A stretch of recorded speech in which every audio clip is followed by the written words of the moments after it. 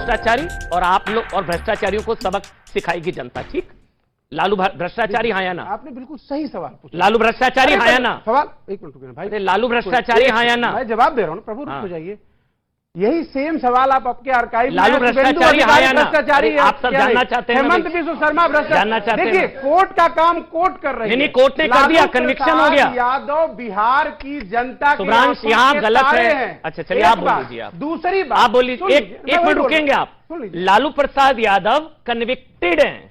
Conviction का मतलब दोषी साबित हो चुके हैं, उसमें कोर्ट का काम अभी नहीं है, वो दोषी साबित हैं। तो लालू भ्रष्टाचारी हाँ या ना? सुब्रांश नहीं, आप जहां नहीं है भ्रष्टाचारी नहीं। एक मिनट फैज, आप ही की बात को मैं बड़ा कर रहा हूं कि कोर्ट ने फैसला दिया तो कोर्ट का काम है। पहले आप ये तो बताइए 250 करोड़ रुपए किलोमीटर की सड़क, सोना जड़ा जा रहा है या हीरा जड़ा जा रहा है? ऐसा होता है भाटी जी की सवाल होगा, काउंटर सवाल चला जाऊं। काउंटर 250 करोड़ रुपए की सड़क, प्लीज। काउंटर बोला वो शहजाद जवाब देंगे उसका। अभी पहले भाटी जी बोल ले।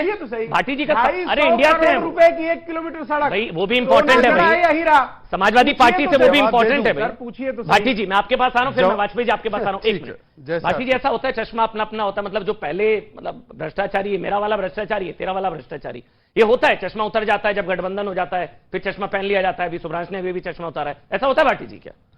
नहीं, ऐसा तो हो रहा है, आपके सामने ही हो रहा है। एक सप्ताह पहले प्रधानमंत्री महाराष्ट्र में जाके कहते हैं कि 70,000 करोड़ का घोटाला अजीत पवार ने किया है, और एक सप्ताह बाद उन्हीं अजीत पवार को शपथ दिलवा रहे होते हैं। और जो नाम ले रहे थे हेमंत, बोलने दीजिए ना वो। बताइए। नहीं वो चक्की पीसने में नरेंद्र मोदी जी का कौन सा चश्मा? हेमंत बिस्व शर्मा साक्षात उदाहरण है। भारतीय जनता पार्टी जुलूस निकाल रही थी, ये महाभ्रष्टाचारी हैं, इन्हें जेल भेजा जाए। जैसे ही उन्होंने बीजेपी ज्वाइन की, उन्हें मुख्यमंत्री बना दिया। और अभी तो मेघालय के चुनाव हुए असेंबली के, मेघालय के असेंबली के पूरे प्रचार में अमित शाह जी मेघालय में हर भाषण में जो क्या कॉनराड संगमा है, नहीं शायद मुख्यमंत्री कॉनराड संगमा का नाम ले लेके भ्रष्टाचार के आरोप लगाते थे, महाभ्रष्टाचारी हैं और इनसे कोई संबंध हमारा नहीं है।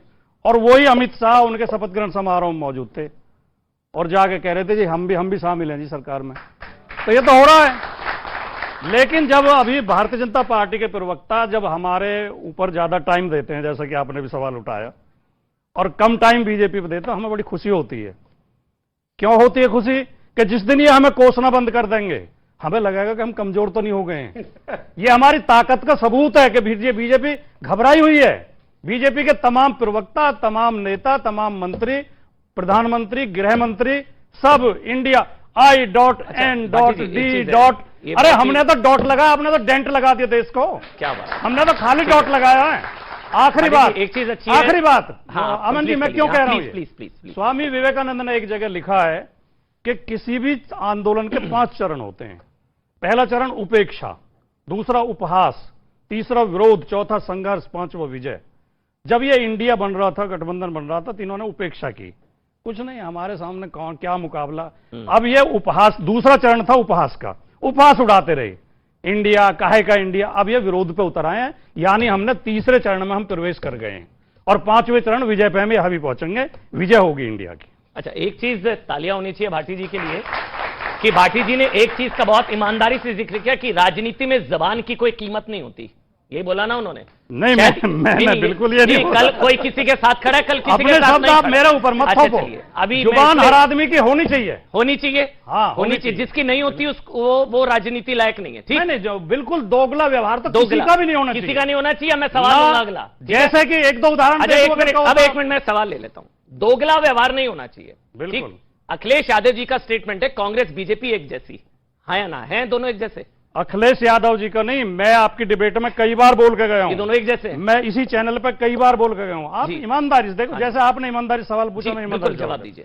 भारतीय जनता पार्टी, मैं आपकी डिबेट में, अगर आप आर्काइव में देखेंगे, रिकॉर्डिंग में मौजूद है, मैंने खुद कहा है कि जो इकोनॉमी और सोशल जस्टिस, इन 2 मुद्दों पर हम कांग्रेस बीजेपी को एक मानते हैं। दोनों की आर्थिक नीति एक जैसी, दोनों सामाजिक न्याय की विरोधी।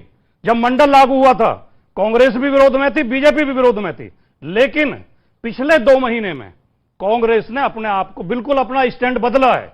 आज राहुल गांधी बढ़ चढ़ के जाति जनगणना की बात कर रहे हैं, बढ़ चढ़ कर पिछड़े वर्गों को आरक्षण की बात कर रहे हैं, भाटी जी, दलितों के आरक्षण की बात कर रहे हैं। यही 2 महीने में कोर्नाट संगठन बदल गया, यही 2 महीने में अजीत अब आपसे आप करें तो बढ़िया। इस मुद्दे पर हमारे आपने बोला विरोध में, भाटी जी आपकी बात मैं मानता हूं, अभी तो एक मिनट, अभी कुछ समय पहले बोला कांग्रेस बीजेपी एक जैसे, आज कांग्रेस के साथ हाथ मिला लिया आपने। 2 महीने पहले तक एक जैसी थी। अच्छा, अब 2 महीने पहले देखे एक जैसे थी, कांग्रेस में सांप्रदायिक थी, बीजेपी भी बदल ले, हमारा विरोध खत्म हो जाएगा। तो फिर ऐसे उनका भी विरोध खत्म हो गया बंद कर दे। अब वाजपेयी जी, योगी जी ने जो उत्तर प्रदेश में 69,000 शिक्षक भर्ती में बेईमानी की है पिछड़ों के साथ, ये माफी मांग ले उसके लिए। मैं उसका जवाब लूंगा जो अभी भाटी जी ने उदाहरण दिया कि तीसरे चरण विरोध तक आप लोग आ चुके हैं। इंडिया से घबराहट है एनडीए के अंदर, 26 दलों का एक साथ आना और एक सीट एक उम्मीदवार का फॉर्मूला, अब तक कोई इस तरह की लड़ाई खुलकर सामने ना आ पाना, थोड़ा घबरा गए आप लोग। ये दोनों का पक्षपात। देखिए, जहां तक विरोध करने का सवाल है, इनको भी विरोध करने का अधिकार है, हमको भी विरोध करने का अधिकार है, ये लोकतंत्र की खूबसूरती है।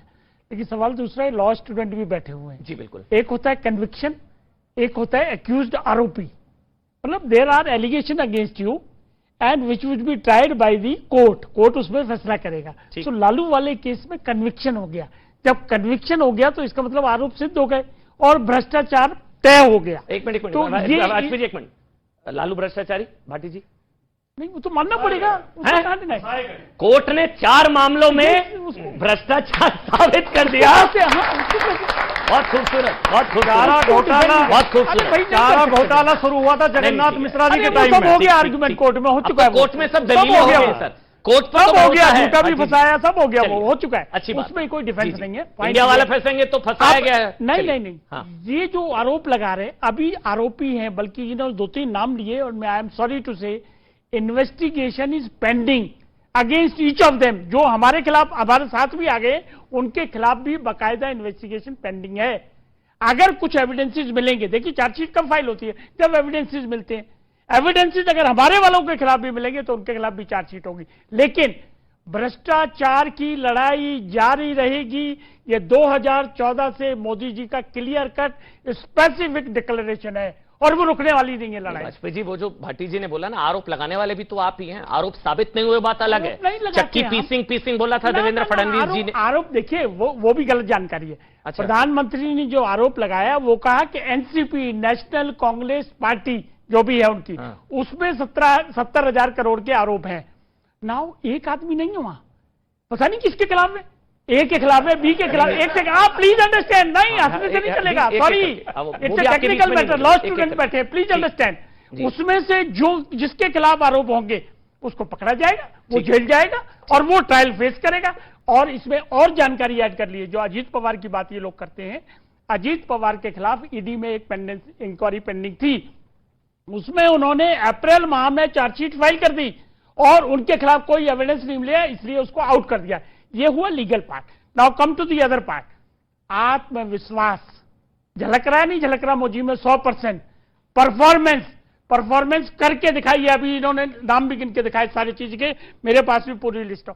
और तीसरी बात है, रिफॉर्म करने का विजन है, तभी 2047 की बात कर रहे हैं कि हम यूथ को कहां ले जाएंगे, हम डिजिटल इंडिया को कहां ले जाएंगे, ये कमी इनके पास है। और तीसरी और अंतिम बात कि नेता कौन है इनके पास, क्या प्रोजेक्ट करेंगे। राहुल जी हैं तो सही, राहुल हैं, डाउट नहीं है कोई। राहुल के नाम पे तो राहुल जी को मानते हैं। भाटी जी, राहुल चेहरा है ना हमारे पास तो 50 चेहरे। नहीं, राहुल नहीं है।